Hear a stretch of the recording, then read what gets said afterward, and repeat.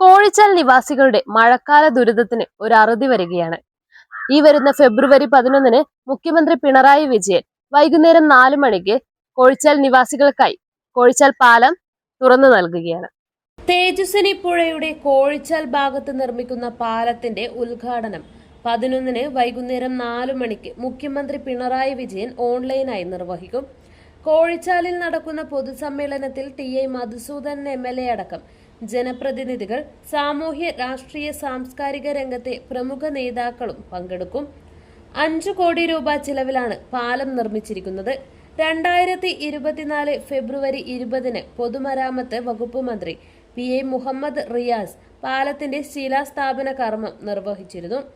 പാലം പൂർത്തിയാകുന്നതോടെ കോഴിച്ചാൽ IHDP ഉന്നതിയിലേക്കുള്ള യാത്രാ ദുരിതം പൂർണ്ണമായും പരിഹരിക്കപ്പെടും.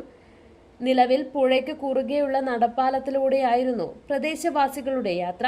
മഴക്കാലത്ത് പുഴയിലെ ജലനിരപ്പ് ഉയരുന്നതിനാൽ പ്രായമായവർക്കും കുട്ടികൾക്കും പുറം ലോകത്തെത്താൻ വലിയ ബുദ്ധിമുട്ടുകളായിരുന്നു നേരിട്ടിരുന്നത്.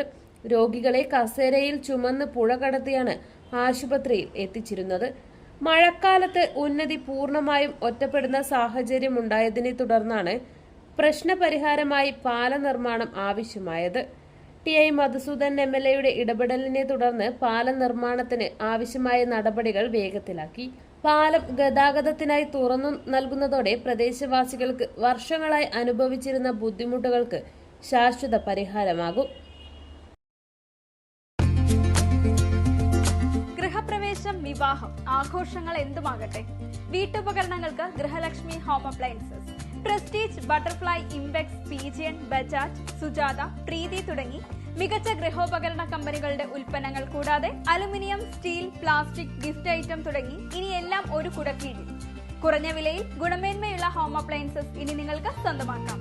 ചുരുങ്ങിയ കാലം കൊണ്ട് മലയോര മനസ്സുകളിൽ ഇടം പിടിച്ച സ്ഥാപനം ഗൃഹലക്ഷ്മി ഹോം അപ്ലയൻസസ്, വില്ലേജ് ഓഫീസിന് സമീപം, ബസ് സ്റ്റാൻഡ്, ചെറുപുഴ.